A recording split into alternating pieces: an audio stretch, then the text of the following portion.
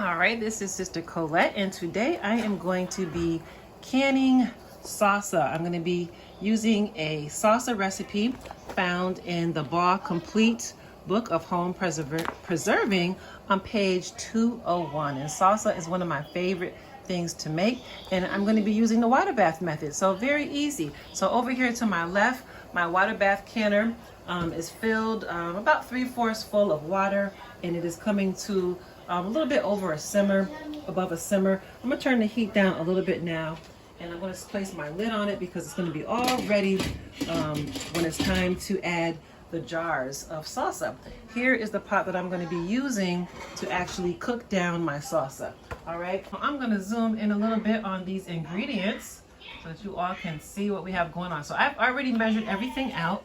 Okay, so we have 7 cups of chopped cord peeled tomatoes. I use the Roma tomatoes. These are homegrown tomatoes I got from my local farmer's market. We've got 2 cups of coarsely chopped onions, red onions back here. I also got those from my local farmer's market. I've got a cup of chopped and diced green peppers. Got those from my farmer's market. Let's see, what else does it call for? Now here's the thing here. It also calls for 8 jalapeno peppers, okay? Seeded and finely chopped. Now I ran out of jalapeno peppers. However, I do have a jar of jalapeno peppers here that I canned last year, October 27th, 2021.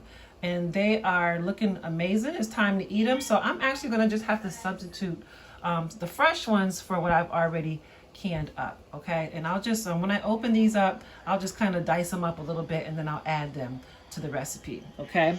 All right, it also calls for 3 cups of cloves garlic, finely chopped. And I have that here, as you can see. And it calls for 1 can of tomato paste. All right, and I did add that here.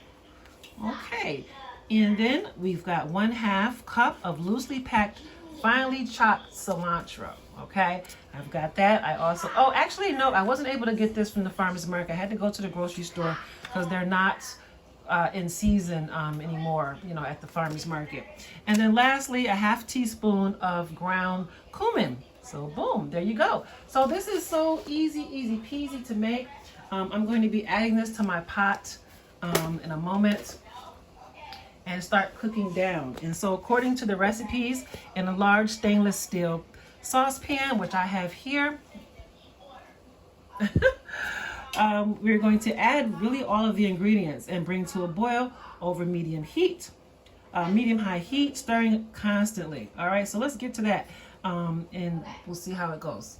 I'm gonna go ahead now and add these delicious, beautiful, pretty veggies and spices to my stainless steel pot. So excited about this. I almost don't want to interrupt it. Isn't that beautiful? It just looks beautiful.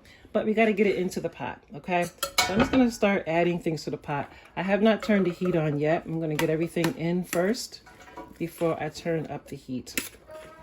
Okay. Smells delicious, you all.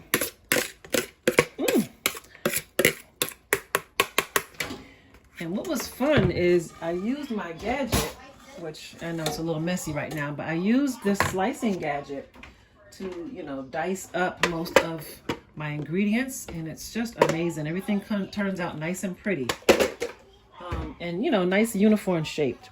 So now I'm gonna go ahead and turn on the heat. I'm gonna start with, you know, a nice medium heat, then I'll get it up to medium high. So we're just gonna mix these seasonings together. So these are 95%, like I said, ingredients from my local farmer's market. Everything was from the farmer's market except for the cilantro that I had to actually get from the grocery store because it's no longer available at the farmer's market. Okay. Ooh, look at that.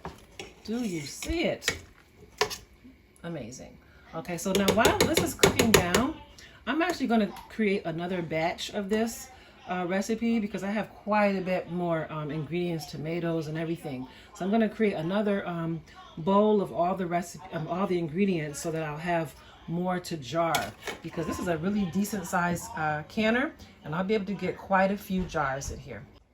All right, so like I said, I have these jalapenos that I already previously canned.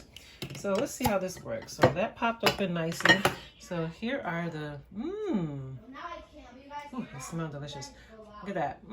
My pickled jalapenos. I think what I should do is drain off the liquid and then kind of just dice them down a little bit. So I'm gonna pour off the liquid. All right, so I drained off the liquid, okay? So there we go. So these were my pickled jalapenos. As you can see, some of the pickling spices there. So I'm just gonna give it just a, you know, it's very tender, so it's not very difficult to slice. But just want to, you know, cut it down a little bit so that some of these jalapenos will distribute into the salsa well. Here's a piece of garlic. I'll just take that out. Put that to the side. Okay. There we go. So this might not be as firm as it would be if it was fresh jalapenos, but at least we're going to have some jalapenos in our salsa. So here's that second batch that I created. Here's the first batch already inside. I started to turn the heat on, but I went ahead and turned it off to go ahead and make this quick batch so that I can cook it all down together. Okay, so the heat has been off. It only cooked for maybe two or 3 minutes, if that. And so I'm going to go ahead now and add these seasonings to the pot. Okay, get everything added. Amazing. All right, and I'll start mixing all of this in. And I might as well go ahead and add these jalapenos in as well. Just start stirring this down. And it's not a lot of jalapenos. I didn't have many. I do have 2 fresh jalapenos that I am going to cut up and add into here. Now this recipe did not call for salt. So after this cooks down, I'm going to give it a taste test and see how I'm liking the flavor and see if I would like to add any salt to it or if it needs any extra cumin. Okay. Now one additional ingredient that I have not yet added, which I'm about to do now, is the vinegar. So it called for 3/4 cup of vinegar for the original recipe. So I just went ahead and doubled that for this. Okay. So I'm just going to add that now. Okay. And the heat is up on a medium high. I'm going to try to get everything blended as well as possible. It looks amazing. All right, so it's nice and blended. And here are the additional jalapenos that I diced up. Look at them looking nice and pretty. I'm going to go ahead and toss these in to the pots.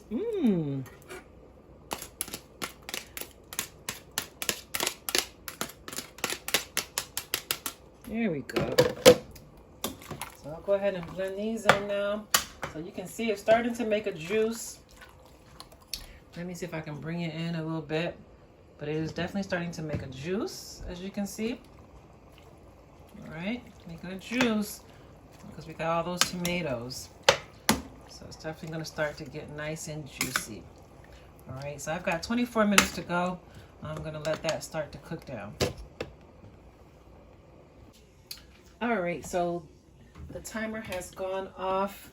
The salsa has been, kind of going for 30 minutes. So I've been cooking this on a medium high. I did bring the heat down a little bit because it seemed like it was kind of boiling. So it could be my stove. I didn't want to boil it that high, so I brought it down to almost a low medium, kind of still in the medium range. So the timer has gone off. So we've done that for 30 minutes, okay, according to this recipe. And so I did do a quick taste test because I was concerned about the fact that this recipe did not call for salt. So I'm like, I just want to add some salt so bad, but I went ahead and tried it. And I'm really, really impressed because the flavor is really potent. It is extremely delicious. So what I'm going to do is I'm not going to add any salt. And so that'll be great. This will be a nice, delicious, salt-free salsa, okay, for anyone. I mean, it was delicious. I'll eat it. It was absolutely delicious. And it made me think about the fact that a lot of times we're eating this salsa like with chips or tortillas that tend to already be very salty. And so this flavor, I tried it. I did it twice because I wanted to make sure it tastes good. And I gave it 2 taste tests and it was absolutely flavorful. So no need to add any salt. Now I am going to do another salsa recipe that does call for salt. But this one I'm going to stick right to the actual recipe that was found in this book here. Okay, so again, this is the Ball Complete Book of Home Preserving, and this recipe was found on page 201. And so no salt was called for in this recipe. Okay, all right, and so it is time. It is that moment to start getting these jars filled up.